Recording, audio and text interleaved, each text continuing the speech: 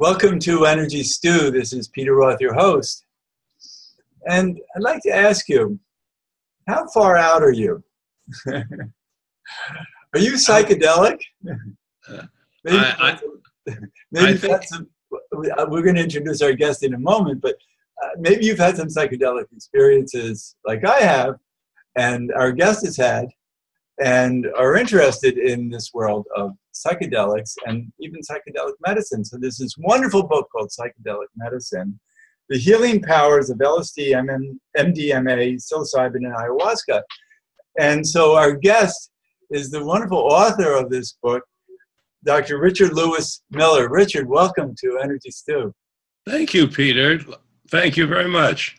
I'm so excited to talk to you because this has been a lifelong journey of mine, and I know of yours, as you talk about in the book. And it started by having a psychedelic experience that showed you what our universe is really like and who we are in it in ways that we never could see before, and most people have no idea. So what a journey you've been on. It's been quite a journey, Peter. And as you said, you know, once you experience one of these psychedelic medicines and really experience it, there's no going back, because you can't. Because once you see that we're not living in only this universe, that there are many universes going on simultaneously. Well, that's the universe, is multi-universe. Once one sees that, you can't not see it anymore. And once your consciousness is stretched, you can't really shrink it. So it's there. So and it's been a tough journey because of the powers that be in the world. Because you and I started at a time when it was all innocent, really. There was much more exploration. I had my first experiences in the early mid '60s, and as you say, there's no going back. Yet going forward is a lot of trepidation because of the powers that be. Well, yes. I mean, you and I were fortunate that we were able to do exploration into these medicines when they were legal in the early 60s. And so one of the things that happened, of course, is 1967 LSD became illegal. 1985 MDMA became illegal. And what it basically did then was turn who knows how many hundreds of thousands, actually with LSD, tens of millions, and with MDMA, tens of millions. We know that. It turned tens of millions of people into illegal operatives, or criminals, if you will. So it was illegal to explore consciousness. It became illegal to explore consciousness. If people thought the earth was round and wanted to explore it, they didn't believe it was flat, they could go to jail for it. Right. And so one of the issues is that, and I think it's very important, I think the whole world that we live in is distorted by the power of control over us and needing to limit our minds. Well, yes. I mean, there's a strong disagreement here with regard to our constitutional rights. There are some of us who very strongly believe that it's our constitutional right to be able to explore the inner workings of our mind and the inner workings of our consciousness, so long as we do so in the privacy of our homes without impacting or affecting another human being. This is my mind and my body to explore. And I mean that in the fullest sense of the word.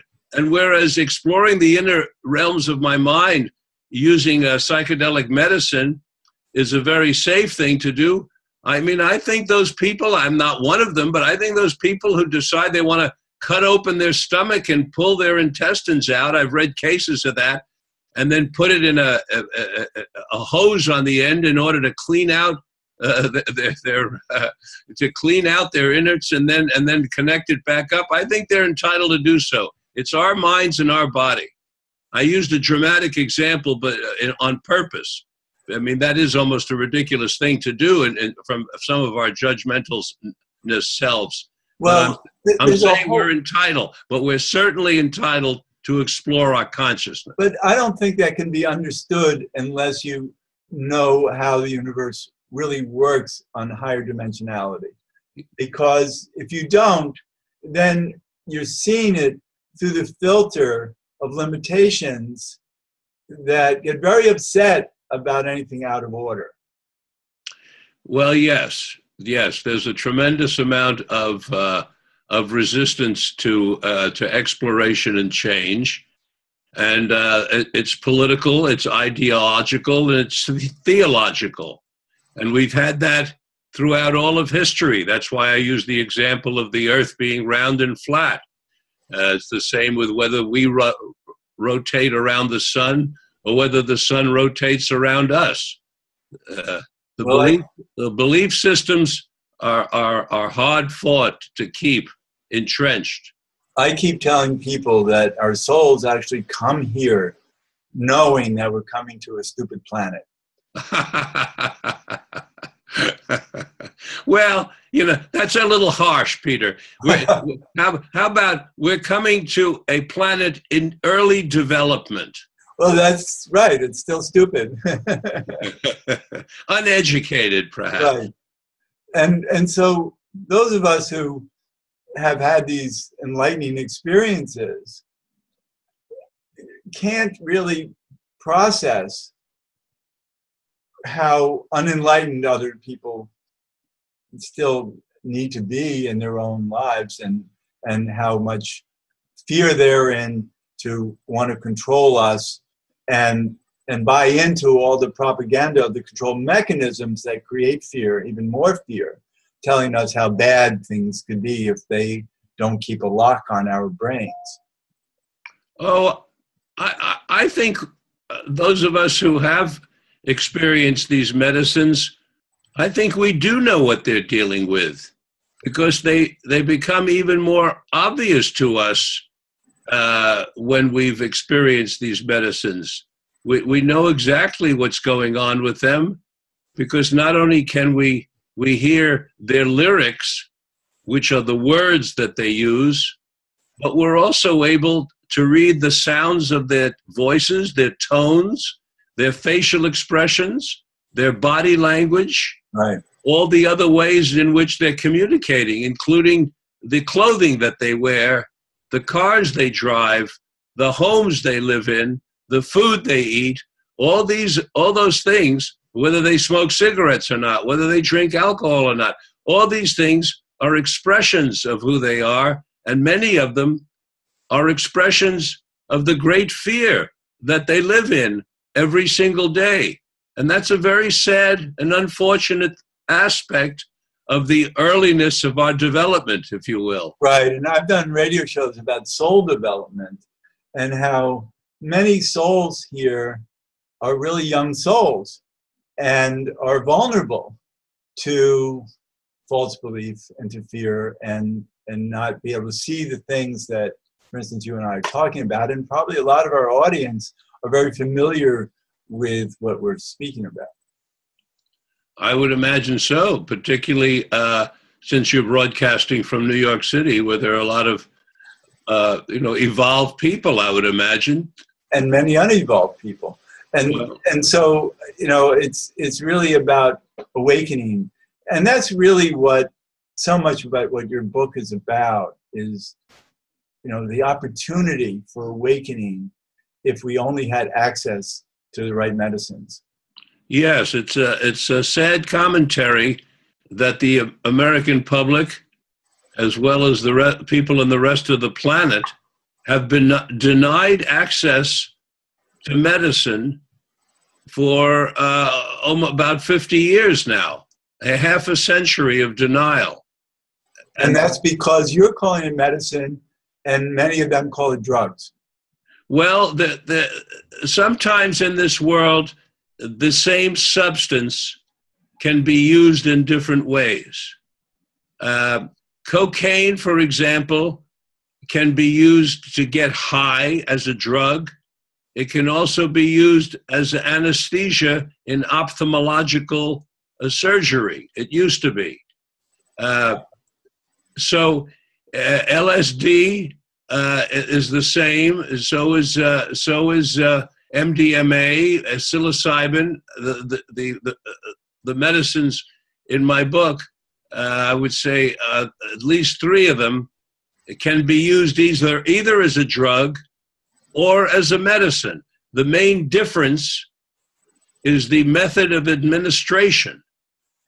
The purpose of it. Well, part of administration when it's used as a medicine is that it has a purpose, because the protocol for using these substances as medicines calls for intention, it calls for preparation, it calls for very clear choosing of the mindset of the person, that's part of the intention, and the setting where they take it, and also having a guide. These are some of the critical aspects of using the substance as a medicine.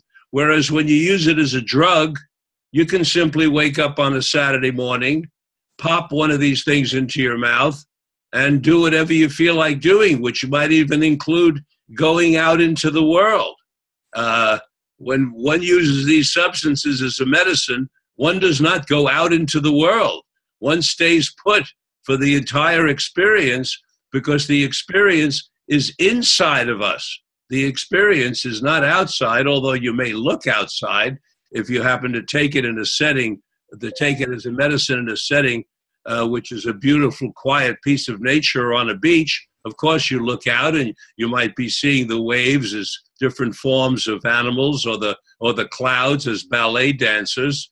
But it's still primarily a personal experience. It's not, particularly with LSD, more than an interactional one, although it can be interactional. And I hesitated there because MDMA, of course, is a wonderful medicine for interactional work with couples because of the heart opening and the opening of the consciousness, which lowers our defenses and increases our capacity for empathy. But one thing that's a problem is that MDMA also can be known as ecstasy, and and in the marketplace, people who are purchasing it might not be purchasing true MDMA. They might be purchasing false drugs. Oh, it's much stronger than that. You said it quite diplomatically there, Peter. Our research indicates that what's being sold on the street around the United States as ecstasy is rarely MDMA. It's full of adulterants, and the public has to be very, very warned about this. I tell people all the time that if they're buying something on the street that they think is ecstasy, before they take it, they should be mailing it in to a lab and having it tested. You don't want to just take something off the street and put it into your body. That's a dangerous thing to do. When I say MDMA, I'm talking about professionally manufactured or created in the laboratory a substance which is a medicine. I'm not referring, when I say MDMA, I'm not at all referring to a street drug called ecstasy. This is very important, and I'm so glad you mentioned that. Yeah, it meant a lot because I have now adult children, but they used to be kids out on the street, and it was always a concern to me about street drugs. Oh, of course. Now, fortunately, what I said about MDMA and ecstasy being so different is not the case with LSD. LSD is very rarely in picking up and buying these things around the country for research purposes to see what's in them. Very rarely is LSD anything but LSD. Good to know. Yeah, but it very rarely. In fact, I don't know of any cases of it whatsoever. Whereas with, as I said, with ecstasy, you don't know what you're getting. The buyer has to be extremely careful. Now, fortunately, with the mushrooms, with psilocybin mushrooms, mushrooms are mushrooms. And if you get psilocybin mushrooms, they're not going to be, the plant wasn't raised with anything else in it. So you're going to get 100% psilocybin mushrooms. That's why many people who are doing personal experimental work with these medicines prefer the mushrooms, because they're easy to get access to, since they're easy to grow in just about anybody's kitchen window. Wow, that's wonderful. And your book also talks about ayahuasca. Yes. Now, ayahuasca, of course, when you take ayahuasca, for the most, you're getting ayahuasca. I mean, it's a very powerful mix of two plants that come from South America. I have not heard reports from around the country of people being given ayahuasca that's not ayahuasca. And that you know as soon as you take it, because the effect, like LSD, is profound. Right, and so that's why it's very important to approach this very correctly with guides, with people who are very experienced, and because a lot of people aren't prepared for such an altered state of consciousness. Oh, yes. I mean, to take particularly to take LSD or psilocybin or ayahuasca without the proper preparation and without a guide that really is an experienced guide, it's a risky thing to do. It's not quite like flying a plane without having any training in flying a plane, but it's close. I mean, the major difference is, if you do that with a plane, you could get physically killed.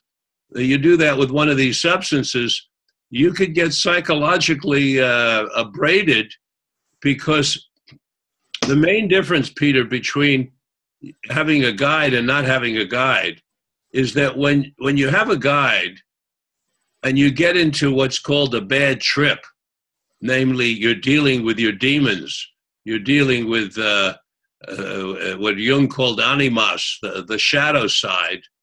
When you have a guide, that's the meat of the trip. That's the good stuff, because you want to get into the stuff that scares you the most, so you conquer it and completely let go of it. And therefore, the more of the fears that one carries within, that one faces and heals, and therefore thereby eradicates, the less fear we then walk around with in the world. So a lot of people are too afraid to face their fears. Well, but that's right. But when you have a guide that you trust, you face them together, and the guide teaches you how to face them head on, or from the side, from the flank, if you will, and to deal with them properly, so you come away with a feeling of mastery and confidence. And as you do that, then the fear of facing the fears decreases. The more successes you have dealing with internal fears, be they small or large, the more successes you have, the more confidence you have, until you join the ranks of those of us who just love going on search and destroy missions, looking for every drop of fear in every little tiny crevice of our consciousness, so that we can walk tall in the world without them.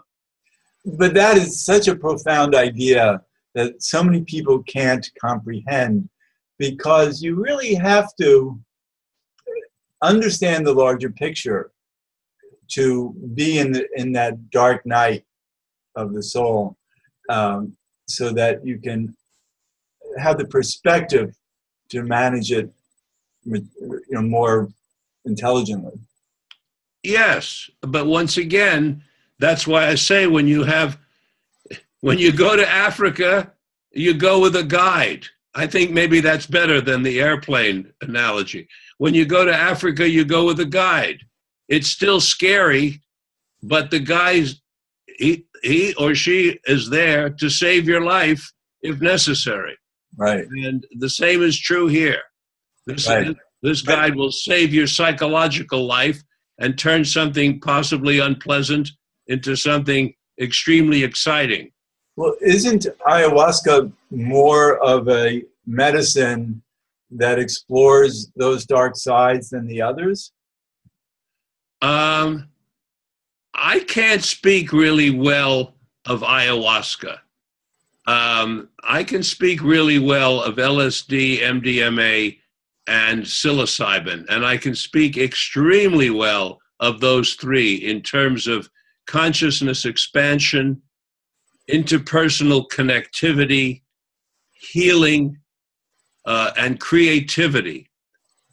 Ayahuasca, I don't relate to in the same way. It's a big psychedelic experience, but I have not had positive experiences with it in terms of bringing back across into this consciousness material that I could use. The experiences have been more experiences unto themselves rather personal. than personal experiences unto themselves, right. But not educational, not expansion, so that when I'm back, I can say, okay, this is what I've learned. The day after a psychedelic experience as a medicine is the day of integration, when you sit with the guide and you go over the material and over material that was important and work together on it. I have not had that with ayahuasca, where I felt like the amount of time that I put into the experience was enough of a benefit in terms of what I got back afterwards. That's a personal experience, Peter. I'm not speaking medicine as a whole, but that's my experience with it. Good. I'm glad to hear that. I'm also I'm suspicious of the amount of regurgitation that goes on with ayahuasca. Right. Because as Peter Beyer wrote, Talking to the Plants, told me when I interviewed him, yes, it is an emetic, and the natives originally were drawn to it as an emetic because since so much of their food was contaminated without having refrigeration, they needed something that would make them throw up very quickly, and they searched for it. Wow. And when they found this particular one, it was effective, but it brought with it these psychedelic, what you might call side effects, which then became the primary effects. Wow, that's fascinating.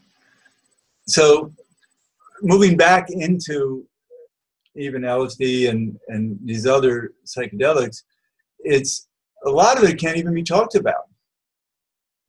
A lot of it is just a knowing, an experiencing that's beyond words. Well, I think that's for writers much greater than myself, such as Michael Pollan, who is a writer, and he spent time on his recent book that we all know, and searched for and found words to describe the experiences. But as you're pointing out, that's a Herculean task to find words to describe very large consciousness changes and experiences. Right. It's amazing to have these, and I'm glad that I did when I was so young, and it had definitely altered my whole life. and I'm, I'm psyched. I haven't really had the opportunity to explore these in decades, and I'm actually looking forward to doing more of that. Although, I'm in New York and I have no idea how to go about it. Maybe we should talk. But I loved having those interdimensional, multidimensional experiences. Yes. Well, you're paying a price for political suppression of science. Right. That's really what's going on, that we've had an over 50-year suppression of science at the highest university levels. Right. And actually, maybe at some point soon we can do a show about science in the world. And because I know that you're also very politically oriented and understand the nature of tribulations that we're going through. Yes. And yeah, it's amazing where we are right now, and I think all for a good reason, because I think, something is broken now that has to be fixed, but fixed the right way. Well, there's a crack in the wall of suppression because of marijuana leading the way. But I think it's a crack that's going to explode, that open up in more dramatic ways than we think. And I'm hopeful for that. But we should be grateful for the crack, at least. Well, Dr. Rick Doblin, the founder of MAPS, the Multidisciplinary Association of Psychedelic Studies that most of your listeners probably are quite aware of, Rick Doblin says that he believes that MDMA will be a prescription medicine by the year 2020 or 21. So there's a sign of progress. Well, it could be sooner, depending on if things explode more, because it's not linear. Life isn't linear. So right, it's not linear. But I think I'm so grateful to be in the time that we're in, and that you've written this book, Psychedelic Medicine. Oh, there it is. People should really appreciate learning about so much of what's in the book. You have so many scientists contributing to this book, and it's really brilliant. So I want to thank you for doing that. And we're really about to run out of time. Okay. Is there a website that people can go to? Yes, you can go to the website of my my radio program, mindbodyhealthpolitics.org, mindbodyhealthpolitics.org. And there I have a lot of the interviews of the people who are in the book Psychedelic Medicine, as well as other interviews. I think I did the longest running series on psychedelic medicine, perhaps, that's ever been broadcast in the country. So there's a lot of good interviews. Right, but that makes sense too, because of the politics. Yes. And so I do want to speak with you more. Hopefully you'll agree to do another show with me fairly soon. Be glad to, Peter. Thank you so much for having me on your program. I'm so glad I could. Dr. Richard Lewis Miller, thank you so much. And this is Peter Roth, your host of Energy Stew at prn.fm. I can be reached at peter@heartriver, HEART river.org, or 212-222-7748. I'd love to hear from you, and thanks so much for listening.